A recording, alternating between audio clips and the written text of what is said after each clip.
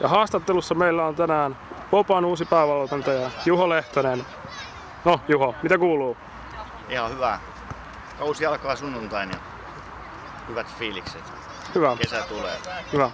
Todellakin kausi 2014 on alkamassa ja mitä Popa nyt on sitten harjoitellut talvella? No itse asiassa me ollaan ihan lähdetty pohjista. Viime kausi meni niin suoraan sanottuun mettään, että me otettiin ihan puhtaat pöydät, lähdettiin nollista liikenteeseen ja opeteltiin eka harjoittelemaan ja sitten alettiin pikkuhiljaa nostaa tempoa ja niin edespäin. Meillä oli nyt 40 harjoitusta takana ja ihan hyvin on mennyt talvikausi ja olen ollut ihan tyytyväinen, että jätkät on ottanut hyvin tää projekti alun vastaan ja hyvällä mallilla ollaan. No, mitenkäs Popan harjoitusottelut ovat sujuneet?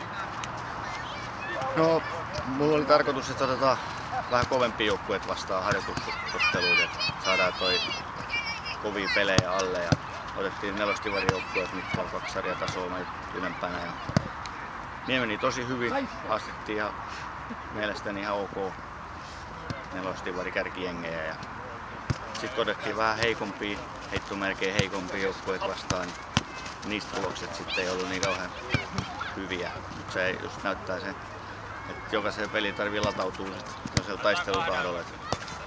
Viime kaudesta just katsotaan, että se toiminta oli vähän semmoista tämmöistä, niin siellä se näkyy, että me pelataan nyt kutosta.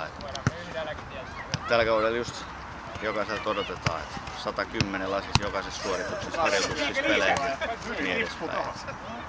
Mutta ihan ok, treenipelejä. Siinä päästään vähän hakemaan tuntumaan siihen itse pelaamiseen. Ihan ok. Selvä. Mitenkäs kun Popa on povattu nousemaan, niin miten aiotte käsitellä nousupaineet? Vai nousemaan? En mä näkisi, että meillä mitään nousupaineet tarvii olla. Viime kausi varmaan osoitti meille, jos me halutaan jotain tuloksia saada aikaan, niin kuin äsken just sanoin, niin jokaiseen peliin lähdetään 100 lasissa ja voittamaan niitä pelejä. Ei me katsota sit taaksepäin tai tulevaisuuteen yhtään, että me eletään hetkessä ja pelataan peli kerralla ja katsotaan missä ollaan kauden päätyttyä. Nousupaineet saa antaa vaikka Merikarvia innoon mun mielestä. Selvä, eiköhän ne sinne lähde. No otetaan vielä loppuun, että ketä pelaajien fanien sinun mielestä erityisesti kannattaa tarkkailla? No meillä on paljon hyviä pelaajia, laaja rinki, että siellä on uusia kavereita. Nämä meidän ulkomaalaisvahvistukset ainakin on osoittanut olevan selkeitä vahvistuksia joukkueelle. Niko keskellä. Karsten Varceka, saksalainen keskikenttämies, on meillä isossa roolissa, pystyy ratkaisemaan pelejä. Ja topparina on ranskalainen Anton Kastan ja häneltä odotan kyllä todella paljon tällä kaudella. Treenipeleissä näyttänyt, että pystyisi pelaamaan 2-3 sarjatasoa ylempään heittämällä. On hienoa, että ollaan saatu tämmöisiä pelaajia meille. Sitten on näitä meidän nuoria omia heittomerkein vanhoja pelaajia. Jan Johansson, todella hyvä harjoituskausi takana. Ja jos meillä on ollut 40 harjoitusta, niin hän on ollut 100% paikalla. Lupaan, että tulee hyvä kausi.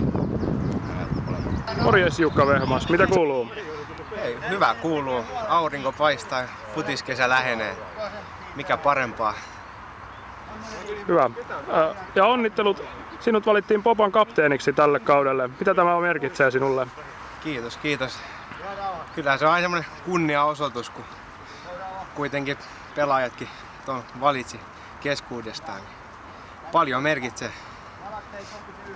No, minkälainen kapteeni sä sit tahdot olla? Toivottavasti sellainen hyvä hengen luoja ja tsemppaaja ja ehkä näyttää vähän esimerkkiäkin, että mitä asioita tehdään. Toivottavasti. Selvä. Minkä takia yleisön kannattaa tällä kaudella tulla Popan kotipeleihin? Kaunis joukkue, komea joukkue ja ennen kaikkea toivottavasti viihdyttävää peliä. Kuulin, että siellä on vähän tai kioski aukikin. kannattaa tulla. Selvä. Haluatko lähettää vielä lopuksi terveisiä? Äidille terkkuja ja nähdään sunnuntain teko Nurmea kello 18. Selvä, kiitos.